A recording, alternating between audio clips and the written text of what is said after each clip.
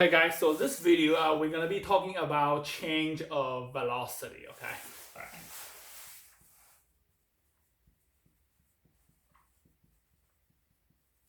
In particular, today we're only gonna be talking about one dimension.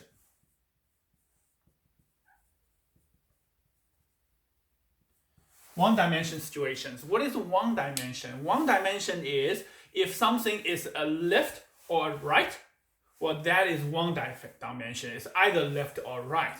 Okay. So if we add, say, if we say north and south, that is one dimension. Okay. If I add west and east, that becomes two dimension because originally you only have one dimension. You either go this way or you go this way. That's one dimension. Okay. But now you can go this way as well. That's two dimension. If you can go up and down, now it becomes three dimension. Okay. So in physics, so one dimension we have in math we have x. So you are either 0 or you are 1 or you are -1, right? That's only one dimension. If you have two dimension, then you will need to add a y over here. Now you can go this way, 1, -1, and 1. That's two dimension. And then the third dimension will be out of the page, so you can add a z over here. So that's when sometimes people draw a diagram like this. That's the x, that's the y, and that's the z. So that's to simulate a three dimension. So our space is three dimension because we can go this way, this way, this way, this way, or up and down. Okay. All right. So, okay. So now one dimension question is a bit easier. So first we define what is change of velocity. Change of velocity. This equation will not be given to you. It equal to the final velocity minus the initial velocity. Okay. So for example, I use your bank account as example. Say you originally had $100, right? And then for some reason, final you got $200 now because you did some jobs, you looked after a neighbor's kid or something, so you got paid $100. So what will be change of your bank account? The change of your dollar you have will equal to the final 200 minus the initial, so it'll be $100.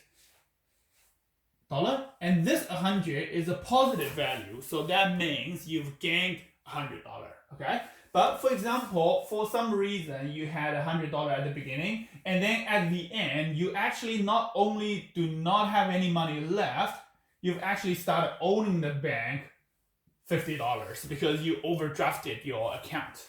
Okay? So well, what is your change of your money? So how much money has changed? So now you're gonna have a -50, the final, the -50 minus the initial, which is 100. So you actually get a -$150. So this -$150 means you spend $150. Okay? So if you had $100, you spend $150, so now you owe the bank a -$50. Okay? So through this one, we can see the negative sign can really help us in terms of knowing where we are sitting. So do we have extra money or are we owning the bank money now? Okay, so with vector quantity, the direction really matters. So for example, this situation, it's really important that this is a -50, you're owning the bank. Okay, if I ask you, oh, what is your change of money? Some people might say, oh yeah, there was $100 and now $50. I've only spent $50, but actually now you owe the bank $50. You spent $150. Okay, all right, so that's the situation over here. Okay, now applying to our situation here, let's say this. So if you originally were traveling to the north,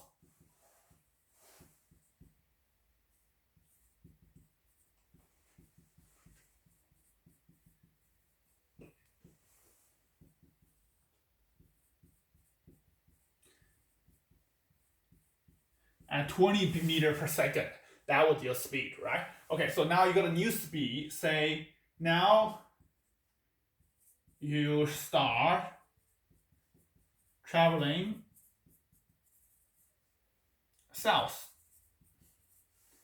at 10 meters per second. What is your change of velocity. Okay, this is not change of speed. If it's change of speed, you can just say, oh, it's 20 become 10, 20 minus 10, that's 10, okay? But if I say, what is the change of velocity, like this question over here, the direction, whether it's positive or negative, really matters, okay? So, first thing we need to do for this question, I need to assume a positive direction, okay? All right, let's say this. Assume, so this is the method, going north is positive.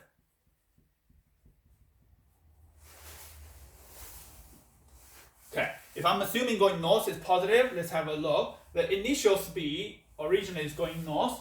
V initial equal 20 meter per second. Okay, and then the final speed is going south at 10. So south is opposite of north. So the final speed is going to equal to a negative 10 meter per second. Okay, so now I'm going to use the equation I've defined. The change of anything is final initial. Change of energy, final energy minus initial energy. Change of momentum, final momentum add initial momentum, minus initial momentum. Okay, say change of velocity going to equal to the final velocity minus the initial velocity.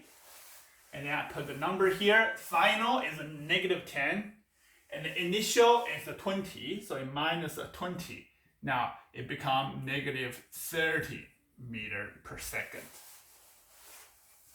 Okay, so change of velocity 20 to 10, in fact, it has changed 30, okay? And this negative sign tells us the direction. The direction, say going north is positive. If going north is positive, the negative means going south, okay? So change of velocity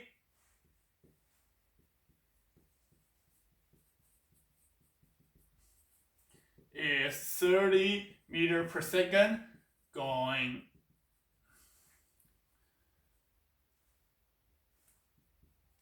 south. Okay, I'll just quickly draw it over here to show how this works. Okay, originally you were going this way at 20 meter per second, and then finally you're going this way at 10 meter per second.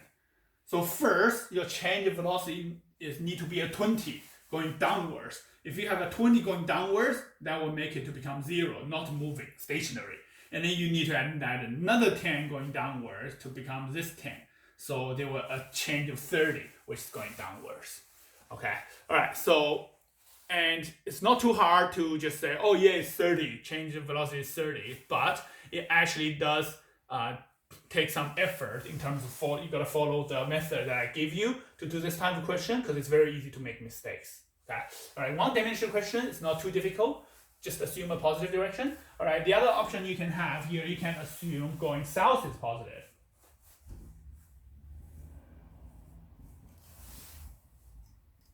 And then if you assume south is positive, that will become 10 minus a negative 20.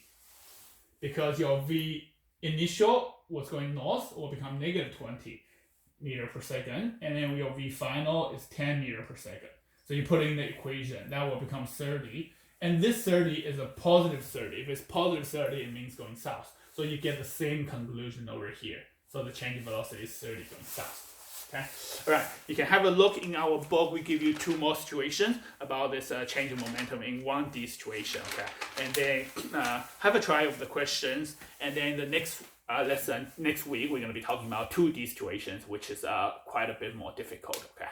All right. I'll see you guys in the next video. If you have any questions, send me an email, and any feedback, let me know as well. Okay. All right. Stay safe. See you guys.